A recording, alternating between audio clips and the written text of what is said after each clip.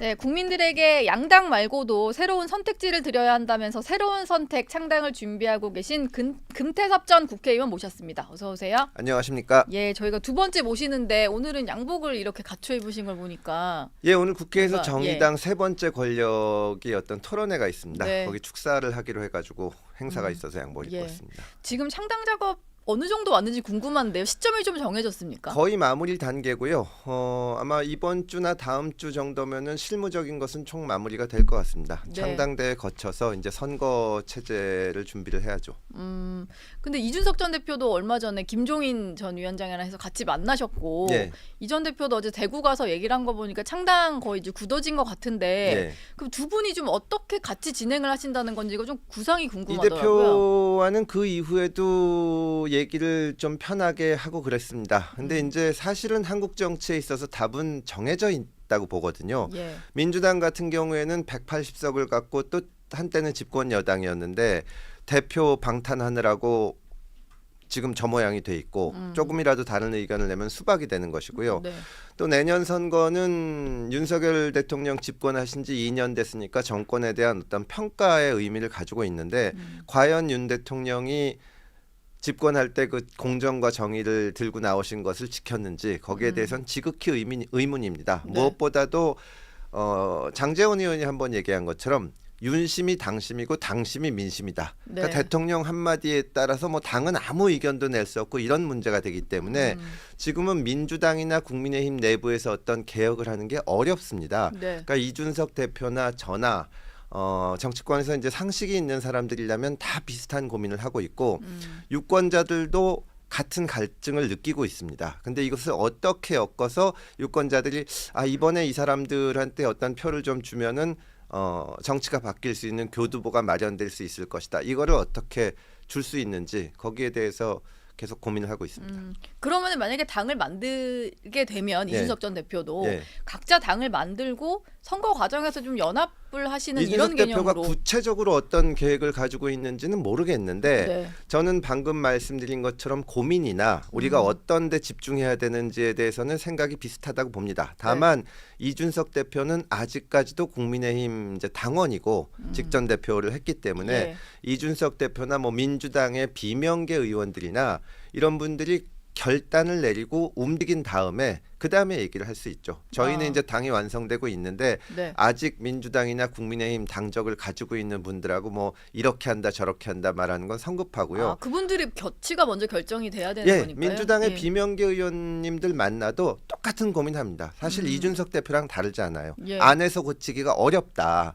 근데 다만 저는 각자가 어떤 고민하고 결단을 내리는 과정이 필요하다고 보고요. 네. 그게 지나면 이제 어떻게 하는 것이 좋을 것이냐, 각자 그냥 할 것이냐. 근데 저는 결국은 한 군데로 모여야 된다고 봅니다. 네. 이 한국 정치의 본질적인 문제, 이 진영 논리, 양당 정치, 이 적대적 공생 관계 이거를 깨기 위해서 힘을 합쳐야 되는데 그 힘을 어떤 식으로 합칠 것인가를 결정하기 위해서는 먼저 결단이 있어야죠. 예. 지금 근데 아까 신지호 전 의원이 나가면서 이제 좀 이준석 신당에 대해서 얘기를 하셨던 것 중에 하나가 예. 이 전 대표가 너무 이제 복수심에 불타서 하는 그런 방향인 것 같다. 이제 의원님은 지금 그 거대 당 안에서 정치를 바꾸기 어렵기 때문에 이제 제3지대로 나와서 뭐 바꿔보려는 움직임 얘기를 하셨는데 이 전 대표가 보는 것은 그렇기보다는 대통령이 바뀌어야 된다라고 하면서 너무 한 사람만 보는 거 아니냐 이런 지적들이 좀 있는 거거든요. 그러니까 이준석 대표뿐만이 아니라 저도 이제 조국 사태 때 공수처 때 문자 3만 톡씩 받고 하면은 감정이 생기죠. 네. 근데 거기에 집착을 하면은 앞으로 나아갈 수가 없어요. 근데 이 대표도 현명하게 판단을 하실 거라고 보고요. 거기서 솔직히 말해서 무슨 개인적인 복수를 하는 것은 아무 의미도 없고 네. 가능하지도 않다고 봅니다. 이 대표가 국민의힘 또는 보수 진영 내에서 윤석열 대통령은 틀렸고 이준석은 맞았다. 이런 평가를 받는 절차라는 건 없습니다. 네. 본인도 그걸 잘 알고 있고 그게 만약에 달성된다고 해서 어떤 의미가 있다고 생각도 안 할 거고요. 네. 다만 말씀드린 것처럼 그런저런 여러 가지 과거의 일들을 정리하고 이제는 뭐에 집중하겠다. 이런 거를 한번 말을 해주면 같이 할 수 있다고 봅니다. 예. 근데 안철수 의원 같은 경우가 예. 사실 두 분과의 뭐 이제 개별적으로 다 잘 아시고 네. 예전에 뭐 대선 캠프 때도 같이 하셨고 이러다 보니까 안철수 의원 같은 경우는 두 사람은 결국 내분이 생길 거다 이렇게 좀 전망을 하셨어요. 같이 못 갈 거다 성향을 봤을 때. 안철수 예. 의원께서 다른 사람하고 지내는 문제, 잘 지내는 문제에 대해서 얘기하는 게 좀 아이러니하다는 생각이 듭니다. 예. 이제 사람들이 저한테 이준석 대표가 만약에 탈당하고 그러면 같이 할 수 있냐, 뭐 이런 얘기를 하면 아니 내가 안철수하고도 살았는데 이준석하고 못 살겠냐 이런 농담을 제가 하거든요. 네. 결국은 정치인이라는 것은 어떤 목적을 달성하기 위해서 9개가 달라도 하나가 같으면 또 연대를 할 수 있는 것이고 그런 것이기 때문에 이준석 대표뿐만이 아니라 한국 정치의 본질적인 문제에 대해서 같이 고민을 하는 사람은 저는 충분히 협력하고 연대할 수 있다고 봅니다. 근데 이준석 전 대표와 안철수 의원이 둘 다 캐릭터가 좀 세 보이는데 안철수보다는 그래도 이준석과 같이 갈 수 있다는 것은 좀 어떤 것 때문에 그러니까 그러신 이준석 거예요? 대표하고 저하고는 여러 가지 문제에 있어서 견해가 다르고 네. 또 말하자면 결도 다릅니다. 근데 제가 이제 이준석 대표한테 기대하는 거는 실제로 그런 모습을 보여줄지는 모르겠지만 우리가 정치를 하다 보면은 제가 제일 아주 염증을 느끼는 것이 대통령의 뜻이다.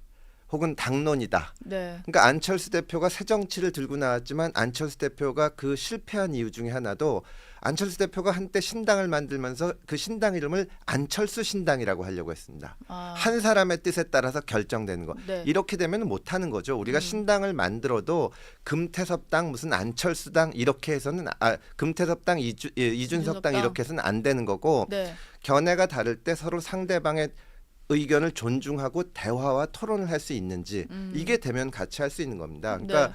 안철수 의원과 저와도 의견이 다른 부분이 많고 또 이준석 대표와 저와도 의견이 다른 부분이 많지만 문제는 그것이 상호 존중하고 대화가 될 수 있냐 이거 문제지 생각이 똑같은 사람끼리 같이 하는 거는 뭐 수박 배격하는 민주당 정치랑 뭐가 다르겠습니까? 예. 이준석 전 대표가 사실 의원님 만난 거에 대해서는 뭐 예. 여러 가지 좀 얘기가 있는데 일종의 이제 이준석 신당의 어떤 붐업을 위한 정치 쇼다 뭐 요런 얘기도 좀 있었거든요.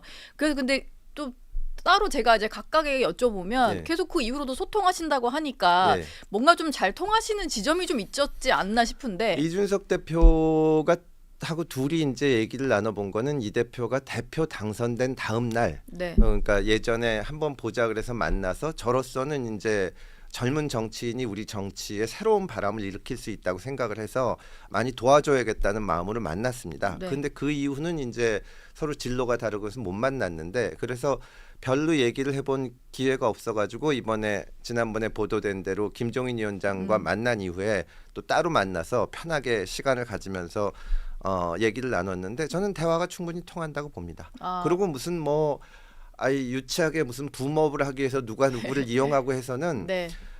이 민주당이나 국민의힘에 있는 정치인과 달리 이 구조를 깨고 새로운 세력을 만드는 사람에게는 그렇게 찬스가 많지 않습니다. 한 번이나 두 번쯤 이 국민들의 마음을 살 수 있는 기회가 있을 거예요. 네. 거기 가진 것을 다 투입하고 헌신하는 자세를 보여야 유권자들이 거기에 대해서 이제 알아주는 것이지 얄팍하게 누구를 이용해서 뭐 하고 하는 방식으로는 결코 성공할 수 없습니다. 근데 두 분이 사실 그 아까 결도 다르고 뭐 예. 그런 말씀을 해주셨는데 사실 대표적으로 약간 여성 정책을 바라보는 이제 방식이나 방향이 좀 다르다는 이제 평가들이 나오잖아요. 예. 그래서 결과적으로 당을 뭐 같이 당을 안 하더라도 선거 연합이든 뭐든 한다고 했을 때 그게 그런 점에 같이 갈수 대해서도 있을까? 충분히 얘기를 예. 나눠야죠. 다만 이제 제가 말씀드릴 수 있는 거는 생각이 다른 사람이 같이 할 수 있는 것이 정말 좋은 정치입니다. 네. 지금까지 우리 정치가 그거를 못 해온 거거든요. 그러니까 제가 민주당에 있으면서 아니 조국 비판하는 얘기는 맞지 않냐. 네. 국민의힘에서 비판을 하더라도 이건 우리가 인정을 해야 된다. 근데 죽어도 안 하려고 하거든요. 저 사람들 얘기는 들어서는 안 된다. 네. 이거는 생각의 차이의 문제가 아니라 상대방을 경쟁 상대가 아닌 적이나 악마로 보는 겁니다. 저 사람들 하는 말은 다 틀렸다. 국민의힘도 똑같이 지금 하고 있는 거거든요. 예. 민주당 쪽에 대해서는 뭐 심지어 반국가 세력이니 뭐 좌파 세력이니 이런 얘기까지 나오는 것이니까요. 저는 유권자들이 정말 질린 것은 어떻게 우리 삶에 도움이 되는 방식을 생각해내고 정치가 그걸 풀어줘야지. 그러면 서로 다른 의견을 가진 사람들하고도 얘기를 해야지. 의견이 다르면 모욕을 주고 네. 문재인 정부 초기에 소주성에 대해서 여러 사람이 비판하지 않았습니까? 이런 식으로 급격하게 최저임금을 올리면은 자영업자들이 다 망한다. 제가 지금도 기억나는데 어떤 그 공장 하시는 분이 나오셔서 자기가 30년 동안 사업을 했는데 네. 공장을 경영했는데 문을 닫게 생겼다.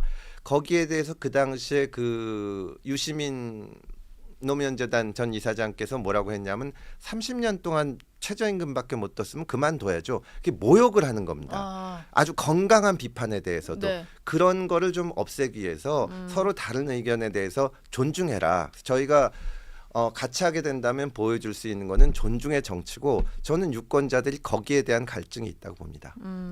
그렇다면은 예. 여성 문제나 뭐 기타 여러 가지 문제들에 대해서는 서로 다른 부분이 있더라도 그 얘기를 들어보고 또 네. 어떨 때는 양보도 하고 그 입장대로 한번 해보기도 하고 그게 좋은 정치입니다.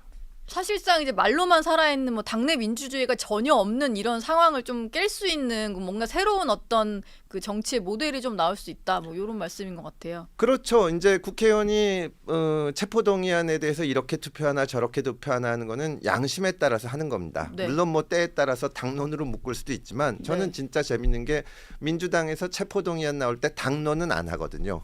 당론으로 정하지는 않으면서 의원들이 나름대로 고민해서 찬성도 하고 반대도 하는데 거기에 대해서 대표가 개인적인 메시지를 내가지고 부결시켜달라고 부탁을 하고 예. 그게 가결되니까 누가 범인이냐 수박 있다 뭐 외상값을 갚아야 되겠다 이게 도대체 21세기 대한민국의 정치로서 어울리는 것인지 유권자들이 정말 스스로 부끄럽게 생각을 하는 거죠. 지금 이제 어쨌든 이제 의원님과 이 전 대표를 조금 만남을 주선했던 분이 김종인 전 위원장이신데 네. 앞으로 이제 그 총선 과정에서 어떤 역할을 하실지가 좀 궁금하거든요. 김종인 위원장이 직접 어떤 역할을 하시지는 않을 겁니다. 근데 김종인 위원장은 우리 정치에서 가장 경험이 많은 이제 원로시고 박근혜 대통령 때 경제 민주화를 가지고 도와줬고 또 문재인 대통령 문재인 대통령이 당 대표할 때 이제 비대위원장 와가지고 통합의 정치 말씀을 하셨고 윤석열 대통령 캠프에도 있었고 근데 어떻게 보면은 각각 다 대통령이 됐지만 모두 다 실패했거든요. 네. 그래서 이렇게는 안 된다는 굉장히 강한 생각을 가지고 있습니다. 그래서 만나면은 그런 얘기를 나누고 하는데 직접 나서지는 않으실 겁니다. 그 혹시 뭐 의원님께 좀 당부하시는 게 있으세요? 김종인 전 위원장께서 어떤 좀 그 메시지 같은 거, 조언 같은 것 중에 좀 기억에 아니 뭐 남으시는 항상 말씀? 좋은 말씀 해주시고 하는데 김종인 위원장이나 저나 지금 한국 정치의 문제에 대해서 생각하는 인식이 거의 공통돼 있고 네. 이거를 깨기 위해서 어떻게 해야 되는지가 대부분 일치하기 때문에 뭐 특별히 뭐 이건 이렇게 해라 저렇게 해라 하시지는 않습니다. 예. 예. 일단은 좀 얘기하시는 중에 도중에 중간중간 민주당 내부에서 겪으셨던 얘기가 좀 나왔는데 네. 전 사실은 이제 의원님이 지난 총선 때부터 해서 당 나오시기 전까지 예. 그 조금박해라는 이름으로 상당히 좀 유명하셨던 의원들이 계시잖아요. 예, 예. 그래서 이제 좀 여쭤보고 싶었는데 아까 이제 얼핏 뭐 원칙과 상식 쪽 의원님들 얘기도 하신 것 같아요. 예. 이제 이분들도 고민이 많으시니까 혹시 좀 소통을 하고 계시는지 그게 좀 궁금하더라고요. 뭐 거기 계신 분들하고도 얘기를 가끔씩 나누고 또 예전에 조금밖에 했던 뭐 김혜영 전 의원 같은 분하고도 가끔씩 얘기를 나누는데 네. 결국은 정치도 다른 것과 마찬가지로 말이 아니라 행동이 있어야 됩니다. 그러니까 원칙과 상식에 계신 분들이 고민하는 것은 존중하지만 이분들이 예를 들어서 이재명 대표가 마음을 고쳐먹고 포용의 정치를 하고 네. 비명들한테도 다 공천을 잘 주고 이것이 목적이라면 저하고는 가는 길이 다른 거고요. 이런 식으로는 안 된다. 설사 이번에 이재명 대표가 비명계한테도 공천을 좀 준다고 하더라도 그게 문제가 아니다. 네. 마찬가지로 국민의힘에서도 마찬가지 문제가 있는 거거든요. 사실은 국민의힘이 가진 그리고 용산이 가진 모순이 가장 극명하게 드러난 것이 이번에 강서구청장 선거입니다. 네. 바로 그 사람이 선거법 위반을 해가지고 그 보궐선거가 있게 한 사람을 사면을 하고 그거를 다시 후보를 내고 네. 정말 지역 주민들이 모욕감을 느끼게 했는데 네. 국민의힘에서 아무도 말을 못 하잖아요. 민주당도 똑같고 국민의힘도 똑같습니다. 이 문제를 고쳐야 되는 거죠. 예. 민주당에 대한 실망으로 지금 당을 떠나셨는데 예. 떠나실 때 당과 지금의 당을 보시면 좀 비슷합니까? 아니면 뭐 지금이 좀 더 망가진 것 같으세요? 더 망가지고 나쁜 길을 걷고 있습니다. 예. 사실은 제가 민주당을 탈당은 했지만 네. 처음 선거할 때부터 저는 계속 민주당을 지지해 왔고 민주당에 대해서는 아직도 애정이 있고 잘 됐으면 하는 마음이 있습니다. 근데 점점 더 나빠진 것이 아닌가. 네. 지난번 총선에서 이제 코로나 영향으로 기대치 않았던 압승을 한 이후에 예. 극단적인 견해를 주장하는 의원들이 너무 많아졌고요. 사실은 우리가 어떻게 보면은 박근혜 대통령의 탄핵 사태를 민주적이고 평화롭게 무사히 넘긴 것은 정말 세계에 자랑할 만한 일입니다. 네. 근데 탄핵이라는 것은 정말로 비상적인 수단이거든요. 헌법이 규정하고 있는 건데 네. 지금 민주당은 눈만 뜨면 탄핵 얘기를 합니다. 그렇죠. 당 대표 예. 수사하는 검사, 뭐 이 방송위원장 네. 그분들 하나하나의 어떤 잘못이 있는지 뭔가 문제가 있는지를 떠나서 과연 우리나라가 정말 남미의 그 어지러운 나라들처럼 이렇게 탄핵을 맨날 얘기해야 되는지 거기에 대한 고민이 당내에 없는 겁니다. 왜냐하면 그런 센 얘기, 강한 얘기를 하는 사람들이 또 이 강성 지지자들의 지지를 받고 네. 다른 얘기하는 사람들은 문자 폭탄 같은 거 받고 지도부는 거기에 편승해서 선거를 치르려고 하고 네. 그러니까 다수의 국민들이 눈살을 찌푸리는 그런 정치가 계속 심화되는 거죠. 그 사실 3년 그 지난 총선 때 예. 의원님이 이제 혼자 뭐 반대되는 얘기를 하셨다가 예. 그 어떻게 되는지를 본 입장에서는 더 못 그럴 것 같은 거예요. 민주당 의원들이 봤을 때는. 그러니까 혼자 이제 법사위에서 뭐 한동훈 방지법 내라고 하니까 이제 추미애 장관 좀 그 잘못된 생각이라고 이제 홀로 약간 외롭게 싸우셨는데 그렇죠. 예. 근데 이제 그게 결국은 의원들 개개인의 책임이 있지만 지도부의 책임도 있는 것이 네. 지금은 코인 때문에 아주 어려운 처지가 됐지만 민주당의 21대 초선으로 오신 의원님들 중에 가장 영향력을 크게 가졌던 분이 김남국 의원님이거든요. 조국 사태 나가고 네. 강성 지지층만 보고 네. 이런 의원들이 지난 총선 때 1호 공천 뭐 이렇게 받고 그다음에 당내에서도 영향력을 확장하고 네. 지도부가 그렇게 만든 겁니다. 그러니까 민주당이 지금 이 모양이 됐다고 생각을 합니다. 뭐 민주당을 일단 위기로 몰아넣은 원인 중에 하나가 첫 단추가 사실 뭐 조국 전 장관 사태에 대해서 어떻게 좀 해결을 할 거냐 예. 바라보는 시각이나 이런 거에서 나왔다고 생각을 하는데 지금 정작 이제 그 당시에 좀 인물들 뭐 조국 전 장관이라든지 추미애 예. 전 장관, 송영길 전 대표 이런 분들이 다 총선 앞두고 좀 이렇게 움직임이 있으시잖아요. 예, 예. 이분들의 어떤 이런 행보에 대해서 좀 어떻게 보고 계세요? 아니 개인이 선거 나오겠다고 하는 걸 어떻게 할 수는 없지만 여기에 대해서 저는 민주당이 단호한 태도를 취해야 된다고 봅니다. 민주당이 자기들 말로는 뭐 조국 사태에 대해서 사과했다고 하는데 항상 내용 없이 했어요. 지난번에도 사과했지만 또 사과합니다. 뭐 네. 이런 식으로 했고 예. 그리고 사실은 정말 아쉬운 거는 문재인 대통령의 어떤 상징적인 조치도 필요하다고 봅니다.